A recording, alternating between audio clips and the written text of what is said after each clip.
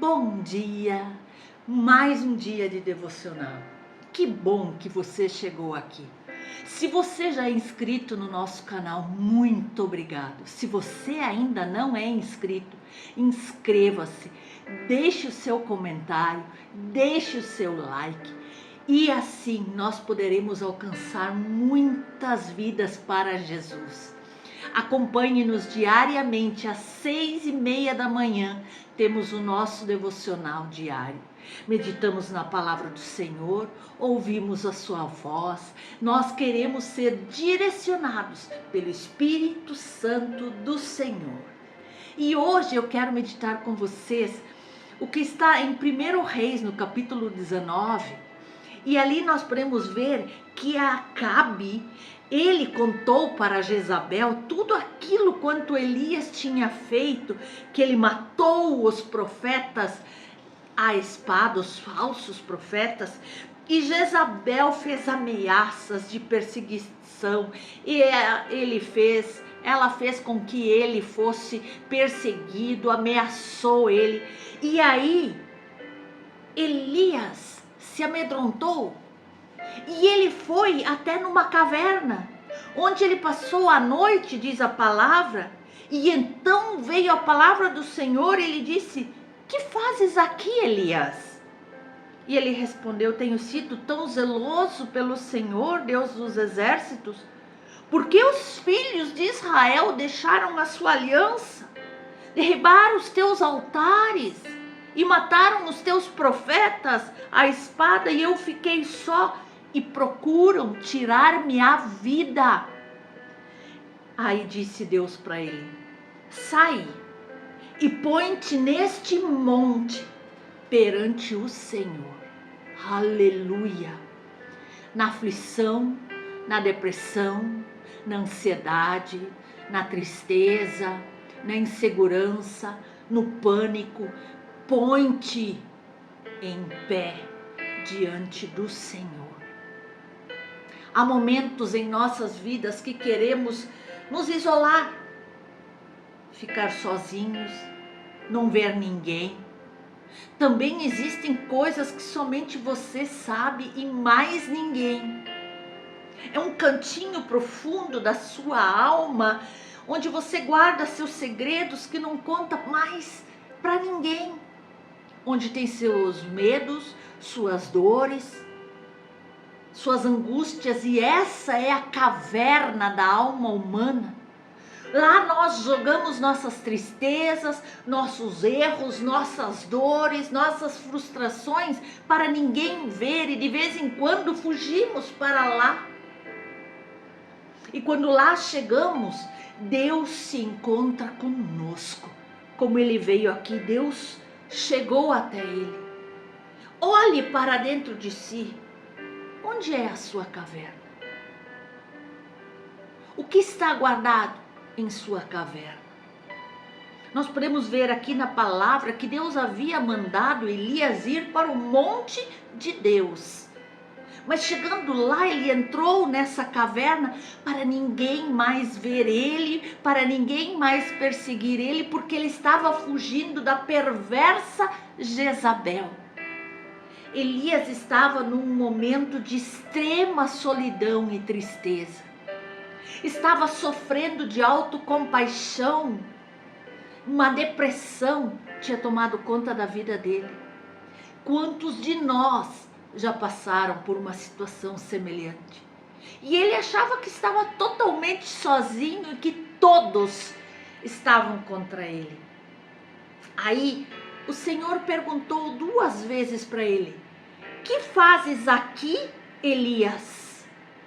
E da mesma forma, quando você entra na caverna, Deus chega e te pergunta: "O que você está fazendo aqui?"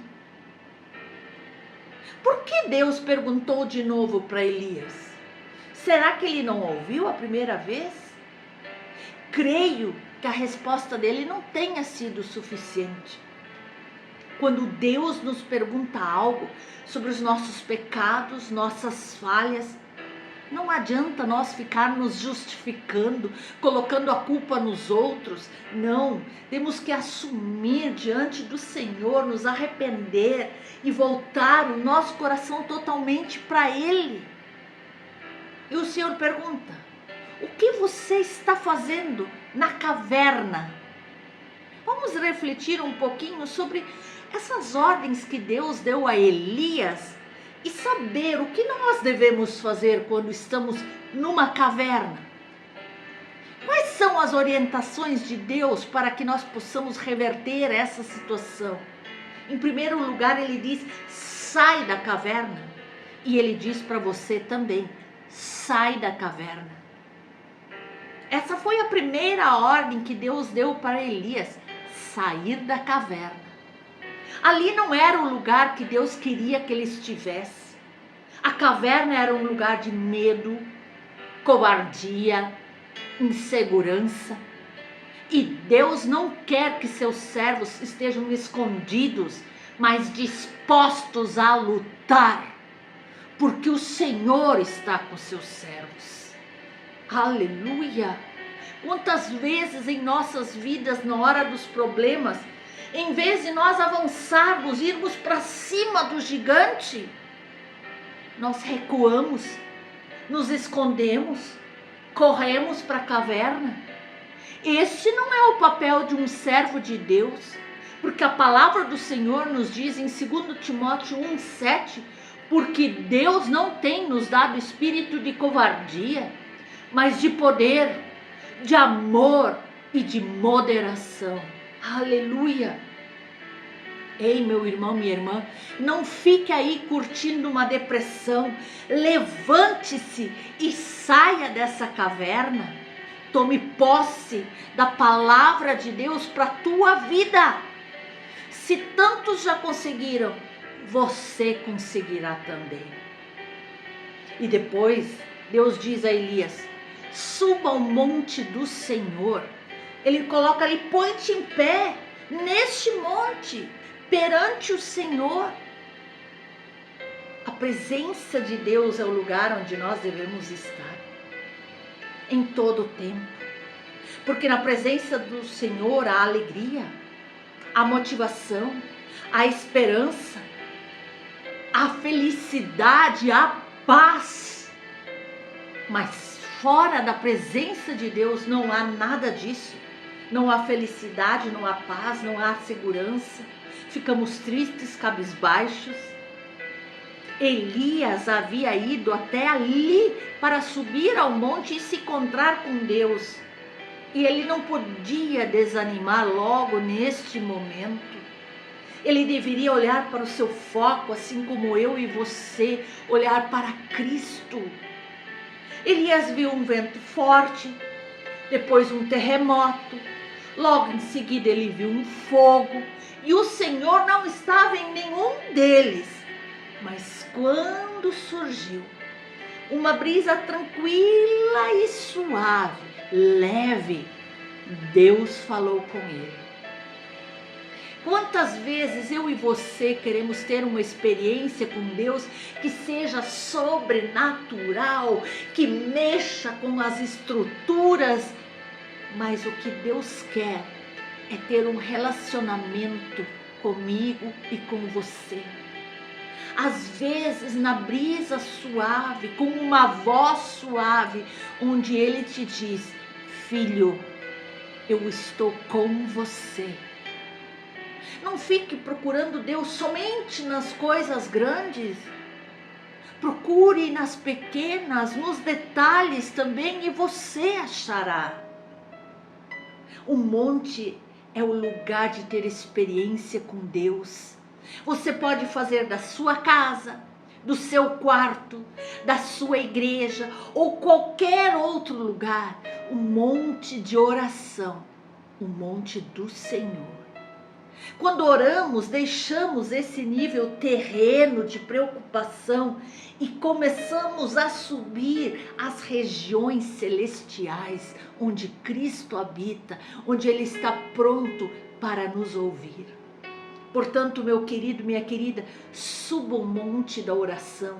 Deus quer falar com você. Deus quer se reconciliar com você. Deus quer curar você. Deus quer te dar um toque de amor, bondade, misericórdia para transformar a tua vida. E depois, Deus dá nova ordem a Elias. Vai, volta o teu caminho para o deserto de Damasco e chegando lá, unge a Azael, Jeú e Eliseu. Depois de sair da caverna e subir o monte, Deus mandou Elias voltar pelo caminho do deserto e ungir o novo rei da Síria, o novo rei de Israel e Eliseu para ser profeta em seu lugar. Isso significa que haveria uma mudança em tudo ao seu redor. Ungir reis, sacerdotes e profetas era a função de um grande profeta, e este era o Elias. Com isso, Deus estava mandando Elias ir fazer o seu trabalho, aquilo que o Senhor tinha posto em suas mãos, e não ficar na caverna se questionando, murmurando, choramingando que ele estava sozinho. Não, ele disse: põe-te em pé e vai fazer o que eu te mandei. Deus quer também nos usar para levantar outras pessoas, para fazer a mesma obra, para levantar outras pessoas, que também juntos vamos dar as mãos para fazer a obra do Senhor. E muitas mudanças em outros acontecem através de nós. Não podemos ficar parados, esperando, choramingando. A volta de Cristo está próxima, por isso precisamos agir urgentemente. Vamos deixar nossas dores, nossas mazelas, deixar que Cristo cuide delas e vamos trabalhar na obra do Senhor. Quando a obra do Senhor avança, as trevas retrocedem. Quando a unção de Deus está sobre nós, Deus nos usa para contagiar os outros com essa mesma unção. Abençoe pessoas. Libere palavras proféticas sobre as pessoas. Declare bênção, declare vitória sobre a tua vida, sobre a vida do próximo, sobre o teu lar, sobre o lar do teu próximo, sobre a família, sobre essa nação, sobre o teu emprego. Deus te ungiu para ministrar a bênção nos outros. E Deus te usará para ungir e levantar outras pessoas. Portanto, hoje eu te digo: pare de reclamar e reaja. Ponha-se de pé para realizar a obra que o Senhor tem reservado para você. Veja o que mais está escrito. Também conservei em Israel 7.000. Todos os joelhos que não se dobraram a Baal e toda a boca que não o beijou. Você não está sozinho. Elias disse para Deus que ele estava sozinho, por isso estava na caverna, mas Deus lhe respondeu que ele não estava só, que ali haviam mais 7.000 que não se dobraram diante dos falsos ídolos. E assim, ele disse a ele que ele conservou 7.000 pessoas que não dobraram seus joelhos e nem beijaram o ídolo Baal. Por mais que eu e você podemos olhar ao nosso redor e ver o mundo totalmente corrompido, a palavra nos diz que realmente, por se multiplicar a iniquidade, o amor se esfriará de quase todos. Mas mesmo assim precisamos crer que assim, pois, também agora, no tempo de hoje, sobrevive um remanescente segundo a eleição da graça. Aleluia! Quando você enfrentar crises, não fique na caverna. saia e suba ao monte de Deus, porque há mais pessoas lá adorando a Deus. Seja um profeta e ajude o Senhor a levantar mais e mais escolhidos. Você não está sozinho e não ficará sozinho, porque o próprio Jesus, Ele mesmo, estará contigo. E levantará outros tantos remanescentes que não se dobraram diante dos ídolos. Elias era um profeta chamado por Deus, mas teve um momento que ele desejou até a morte, por causa dos problemas que estava enfrentando. A caverna é como uma representação dessa fuga. É uma fuga dos planos de Deus. É uma fuga dos propósitos de Deus, mas Deus não quis ele naquele lugar. Deus queria dar forças a ele. Afinal de contas, a nossa força vem de Deus. Aprendemos com essa história linda de Elias. Apesar de ele estar na caverna, nós aprendemos que devemos entregar nossos propósitos a Deus sem medo, sem dúvida, por mais problemas e aflições que venham até nós. Deus nunca perdeu uma batalha, não é hoje que ele vai perder. Devemos entender, sim, que é normal às vezes nós nos sentirmos cansados dos embates da vida, dos problemas, mas jamais nós podemos nos entregar a esses problemas, pois quem cuida de nós é Deus, o Todo-Poderoso, o guarda de Israel, o Senhor dos exércitos, e é Ele que vai tirar você dessa caverna. Quem nunca se sentiu deprimido e com vontade de fugir? Essa é a impressão que temos quando estamos deprimidos. Mas Deus não se conforma com a depressão, com a angústia, e nos ajuda a sair dessa caverna para subir o Monte Santo do Senhor, na presença dEle. Veja que nós hoje meditamos sobre a experiência do profeta Elias, e ele apresenta tão claro um exemplo como Deus trata aqueles que por vezes ficam deprimidos.